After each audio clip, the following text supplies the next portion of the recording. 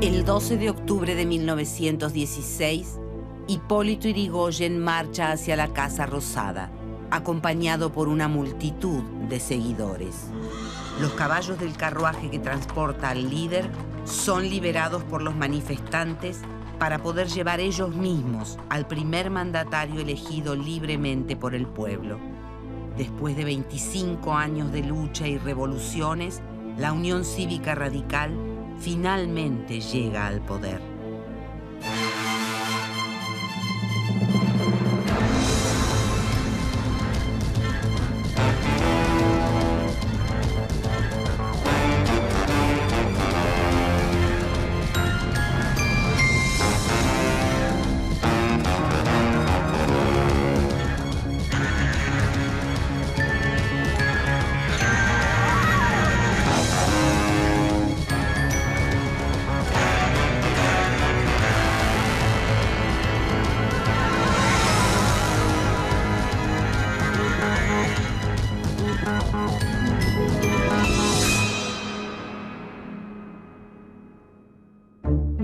Desde 1874, Argentina está gobernada por el Partido Autonomista Nacional. Aunque la Constitución vigente establece instituciones políticas republicanas, representativas y federales, en la práctica son unos pocos los que manejan los hilos del país. El Partido Autonomista Nacional asegura el triunfo de sus candidatos mediante el fraude electoral. Esta práctica solo es posible porque el voto no es secreto ni obligatorio y porque el partido gobernante confecciona los padrones e intimida a los opositores en el momento de la votación. Pero en 1889, muchos sectores políticos opositores al gobierno comienzan a reunirse para denunciarlo. Ellos crean la Unión Cívica, que tiene como uno de sus principales líderes a Leandro N. Alem, un político de gran prestigio. Si bien el nuevo frente comienza a organizarse como un partido político, es un secreto a voces que está preparando un levantamiento armado. La revolución estalla el 26 de julio de 1890 en la ciudad de Buenos Aires. Participan unas 1.200 personas, entre civiles y militares. Los revolucionarios logran tomar el parque de artillería, pero son atacados por las fuerzas militares leales al gobierno conservador. El centro de la ciudad se convierte en un campo de batalla. Los muertos y heridos de ambos bandos se cuentan por centenares. Finalmente, después de 3 días de combate, los revolucionarios son derrotados. Sin embargo, la revolución del parque es el bautismo de la nueva fuerza política. Durante los años siguientes, la revolución cívico-militar será una de las estrategias más usadas por los radicales para oponerse al sistema conservador. Lo que pasa es que en aquella época la revolución estaba en cierta medida justificada, porque el gobierno le pertenecía a unos pocos y a unos pocos quería seguir perteneciendo. La Constitución decía una cosa y las leyes reglamentarias hablaban de otra. No cualquier ciudadano argentino podía votar, no cualquier ciudadano argentino podía acceder a la universidad, no cualquier ciudadano argentino podía acceder al sistema de salud, no existía un sistema de salud. Al acercarse las elecciones de 1892, la Unión Cívica presenta la fórmula Bartolomé Mitre-Bernardo de Irigoyen. Sin embargo, Mitre sella una alianza con Julio Argentino Roca, el líder del partido oficialista, con la intención de presentar una candidatura única. Alem y muchos otros partidarios y dirigentes de la Unión Cívica rechazan este pacto de manera tajante. El partido se divide. La Unión Cívica Nacional, liderada por Bartolomé Mitre, se nutre de aquellos que apoyan la alianza con el partido oficialista. Por su parte, la Unión Cívica Radical, liderada por Alem, reúne a los que sostienen el principio de no pactar con un sistema político fraudulento, bajo ninguna circunstancia. Así nace formalmente el que se convertirá en el partido de mayor persistencia en la historia argentina. La Unión Cívica Radical se abstiene de participar en las elecciones de 1892. y denuncia el triunfo de Luis Sáenz Peña por considerarlo ilegítimo. Al año siguiente, estallan nuevas revoluciones radicales en San Luis, Santa Fe, Buenos Aires, Corrientes y Tucumán. La abstención y la revolución cívica se consolidan como las armas de los radicales para oponerse al sistema. Alem decide incorporar el nombre de Unión Cívica Radical porque decía que se nos ha llamado radicales e intransigentes y que aceptamos ese nombre con orgullo porque no vamos a transigir con las ambiciones de los impacientes ni hay quien pueda matar este espíritu que se llama radical. Y a partir de ahí, la Unión Cívica Radical. A pesar de su abstención en las elecciones, la Unión Cívica Radical se convierte en el primer partido moderno con representación política en todo el país. Sus seguidores provienen de todos los sectores sociales. Leandro Alem sigue siendo el presidente del partido y su máxima figura. 3 ideas fundamentales se desprenden de su pensamiento: la necesidad de descentralizar y limitar el poder del Estado, el sufragio universal como medio para moralizar la política y la creación de partidos políticos que representen a la nación. Pero otros 2 políticos comienzan a disputar el liderazgo de Alem. Uno es Bernardo de Irigoyen, un hombre de gran fortuna y prestigio, que tiene una posición más moderada que la de Alem y está dispuesto a negociar con el oficialismo. El otro líder que emerge es el sobrino de Alem, un hombre cuyo estilo político parece propio de un conspirador. Su nombre es Hipólito Yrigoyen. Hipólito ha convertido a la Unión Cívica Radical bonaerense en una organización de gran poder. Pese a ello, dentro del partido muchos desconfían de él, especialmente los dirigentes ligados a las clases altas. El ADN de las semillas sembradas en la Revolución del 90 fue continuado por Hipólito Yrigoyen, quien con gran perseverancia reclamó la lucha contra el fraude electoral. No era una persona que encantara por su oratoria, porque de hecho no la ejercía casi nunca, sino por el carisma que tenía justamente en esa fuerza moral que transmitía a sus allegados. Para sorpresa de muchos, un gran cambio está por ocurrir. El estado anímico de Alem se va deteriorando por muchos motivos, entre los que se encuentra la sensación de fracaso político. El 1 de julio de 1896 se quita la vida. Tras la muerte de Alem, la conmoción política en el radicalismo es enorme. Bernardo de Irigoyen es elegido como nuevo presidente del partido y pacta con el sistema. Decide presentarse en las elecciones y para aumentar las posibilidades de triunfar, propicia la unificación de la Unión Cívica. Pero Hipólito Yrigoyen rechaza el acuerdo y disuelve la Unión Cívica Radical bonaerense, recluyéndose en el campo. El radicalismo se debilita. Está a punto de disolverse. El radicalismo había nacido como partido de principios.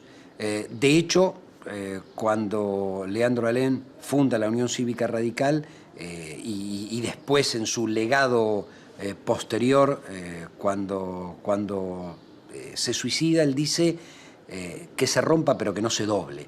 Esto significaba que se podía esperar cualquier cosa menos la claudicación ética. En 1903, el radicalismo comienza a reunir sus fuerzas dispersas.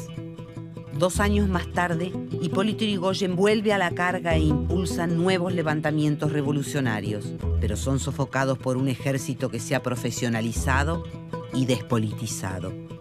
A partir de entonces, los radicales abandonan la lucha armada y despliegan comités en todo el territorio nacional con el objetivo de impugnar el sistema político en forma permanente.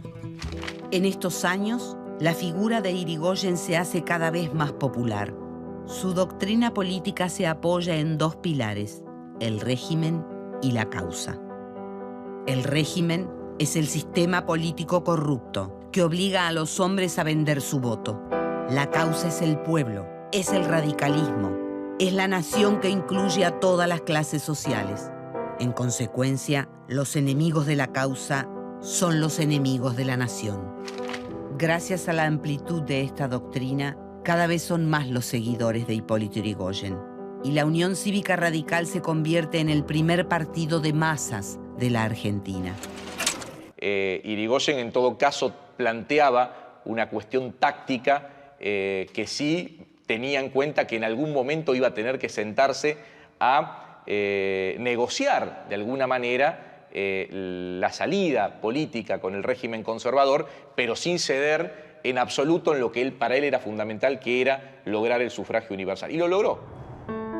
En 1911 se produce un cambio fundamental en el sistema político.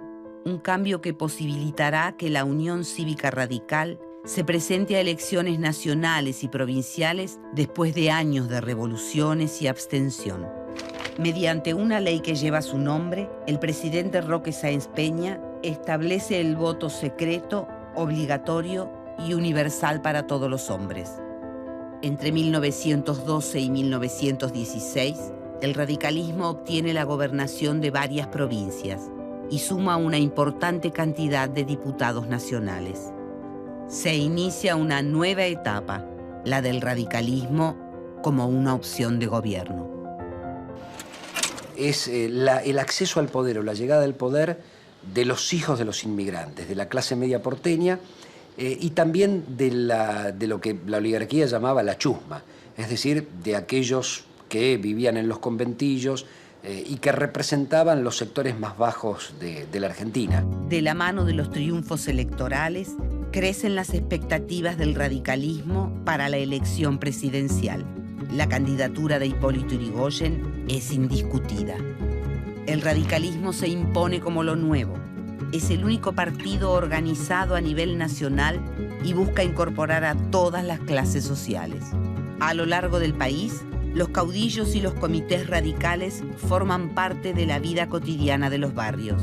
Organizan bailes de carnaval, centros de salud, de asistencia jurídica, bibliotecas e incluso venden alimentos a precios económicos. Alrededor de estas prácticas y de las ideas de Alem e Yrigoyen se va constituyendo la identidad radical como una religión cívica. No eran estos tiempos donde existe internet, donde existe la televisión al instante, ¿no? Eran tiempos en los cuales la política se hacía de a pie, en reuniones que se hacían en distintos lugares de la extensísima geografía de la Argentina. En ese sentido, Hipólito Yrigoyen fue un verdadero genio, ¿no? Él entendía que el éxito se debía garantizar a través de la constitución de comités en todo el país.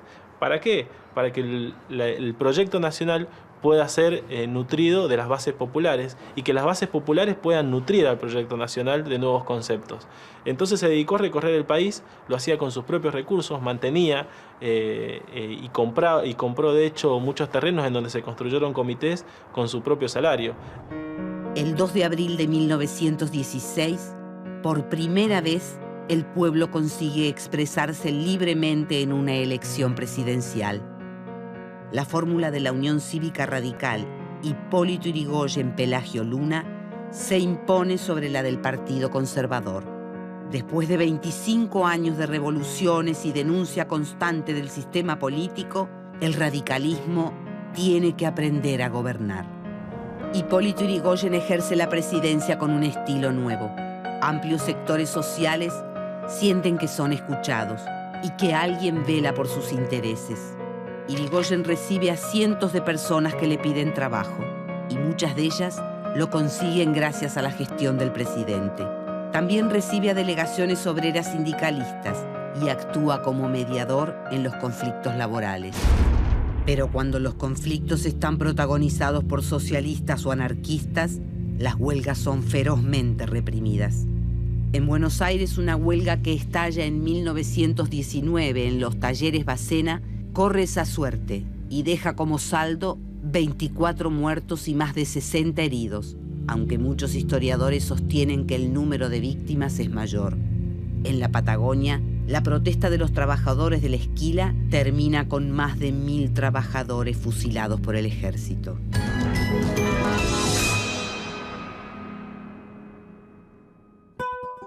Una novedad del gobierno de Irigoyen es que interviene en la economía para fortalecer la soberanía nacional.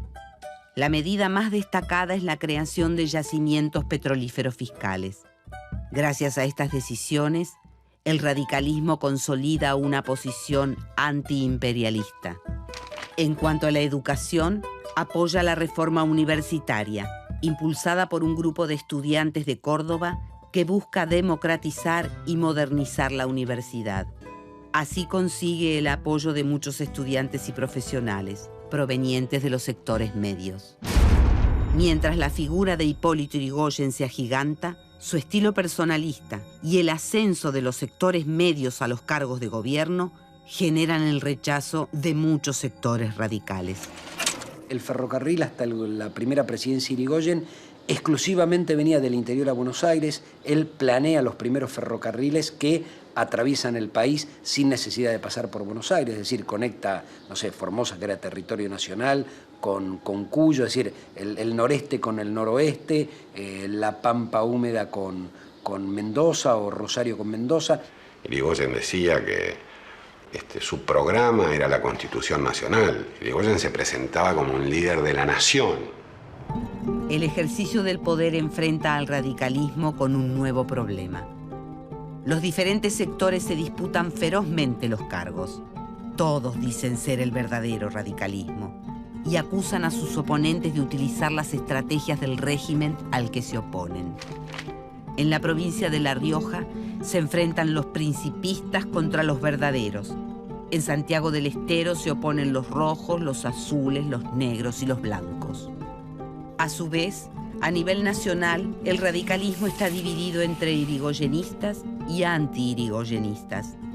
Estos últimos sostienen que el personalismo de Irigoyen y la vaguedad de sus ideas traicionan al radicalismo de Alem, al que ellos consideran auténtico. A causa de estos enfrentamientos, muchas veces el radicalismo se presenta dividido en el Congreso y sus legisladores votan en contra de los proyectos del presidente. El gobierno de Irigoyen fue un gobierno muy especial porque Irigoyen primero era un político extraño, no hablaba poco, no tenía diálogo con las masas, pero sí tenía mucho diálogo individual. Se quejaban de Hipólito Yrigoyen porque decía que atendía a cientos de personas por día, que era la manera que él tenía de estructurar el poder contra un partido conservador que además le manejaba el Senado y la mayoría de las provincias. Irigoyen intervino en no sé cuántas provincias, porque las rebeldías de los gobernadores conservadores, de los sistemas semifeudales que habían en las provincias, lo desafiaban muy duramente, y hubo batallas políticas muy interesantes en la época. Cuando se acercan las elecciones de 1922, Irigoyen propone a Marcelo Torcuato de Alvear como candidato a presidente. El 2 de abril, la elección popular consagra nuevamente a la fórmula radical, con el 47% de los votos frente a la fórmula conservadora. Alvear es un hombre de clase alta y pone su enorme riqueza al servicio del radicalismo desde los comienzos del partido. El origen patricio del flamante presidente tranquiliza a los sectores anti-irigoyenistas, quienes son mayoría en el nuevo gabinete.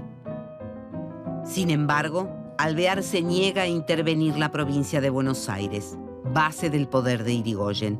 Este hecho provoca una nueva división en el partido. En 1924 surge la Unión Cívica Radical Antipersonalista, conformada por los radicales opositores a Irigoyen. Sus líderes son Leopoldo Melo y Vicente Gallo.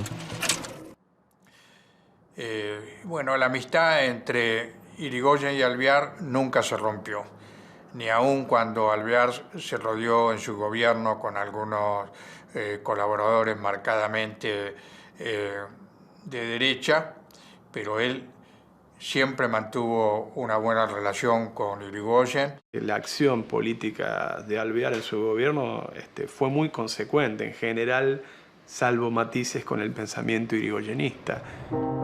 El 1 de abril de 1928, Irigoyen, acompañado por Francisco Beiró, es elegido presidente por segunda vez. La fórmula obtiene el 61% de los votos, mientras la Unión Cívica Radical Antipersonalista obtiene solo el 31%.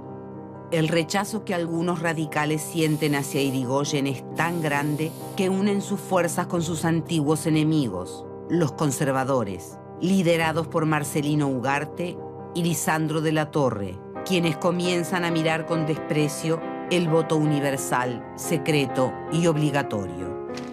Desde los diarios, las campañas de prensa para difamar al presidente son incesantes. A este delicado panorama se suma la crisis económica internacional de 1929, que repercute con fuerza sobre la economía argentina. Los opositores al gobierno no están dispuestos a esperar. El 6 de septiembre de 1930, el gobierno de Irigoyen es derrocado por un golpe militar, encabezado por el general José Félix Uriburu. Los golpistas coinciden en una sola cosa: el radicalismo irigoyenista no debe volver al poder. ¿Qué pasó el 6 de septiembre en Buenos Aires? Unos cuantos soldados desfilaron por sus calles, algunos aviones sobrevolaron la ciudad y a la noche los grandes terratenientes argentinos brindaron con los mejores champán franceses pagados por los petroleros norteamericanos. Se inicia una etapa oscura que será señalada por los radicales como la década infame. Entre 1930 y 1943, el país estará gobernado por militares, conservadores y antipersonalistas. Para mantenerse en el poder, recurrirán nuevamente al fraude. Tras el golpe de Estado, Hipólito Yrigoyen es arrestado y trasladado a la isla Martín García.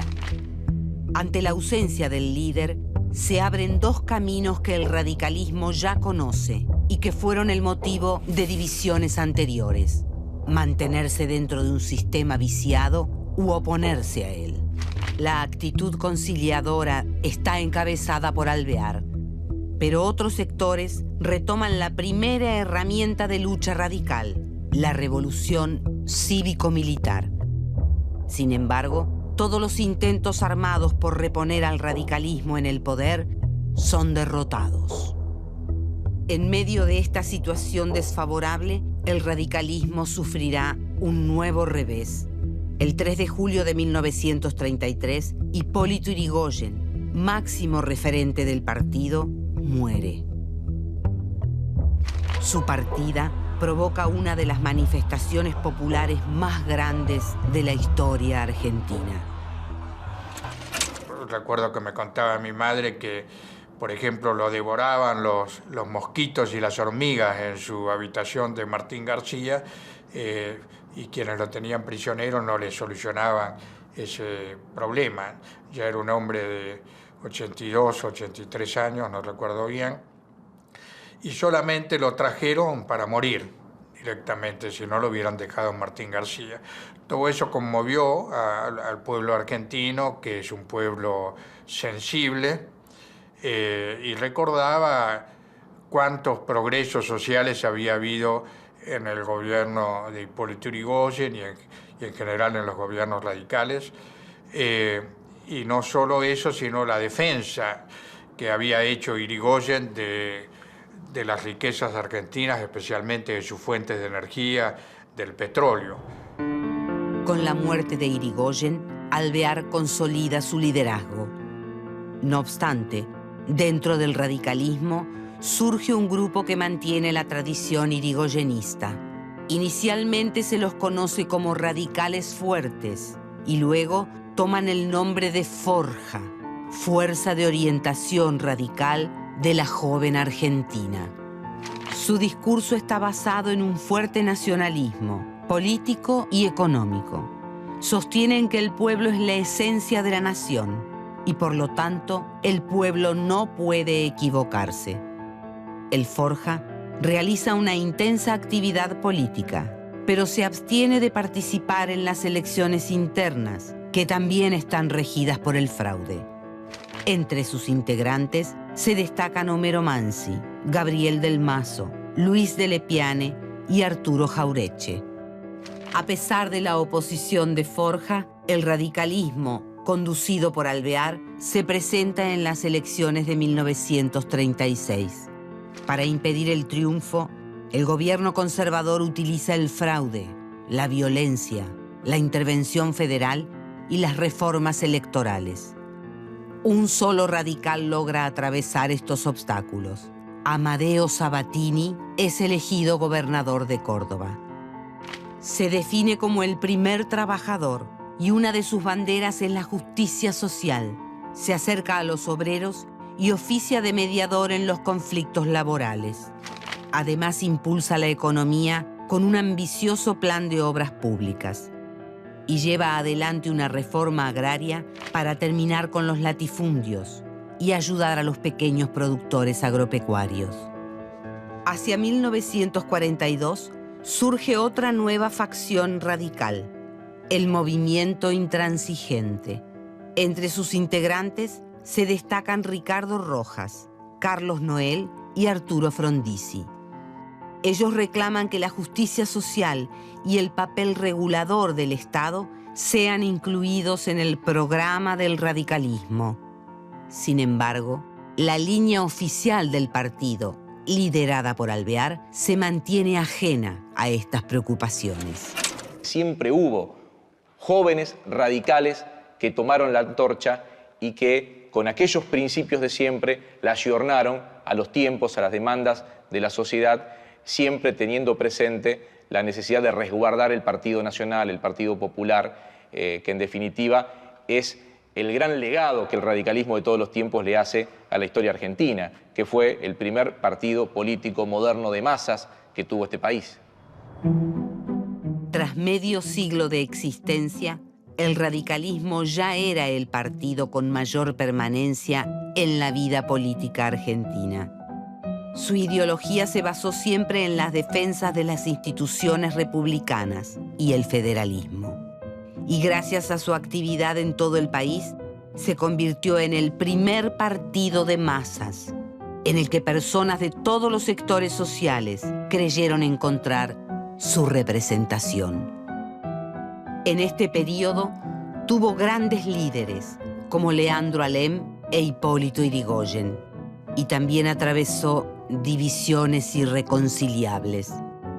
El radicalismo nació en oposición a los conservadores y sus herramientas fueron la revolución y la denuncia del sistema mediante la abstención en las elecciones. Una vez en el poder, tuvo que aprender a gobernar. Después de más de una década alejado de la presidencia, el radicalismo volverá a ser opositor, pero ya no de los conservadores, sino de una nueva fuerza política de nivel nacional.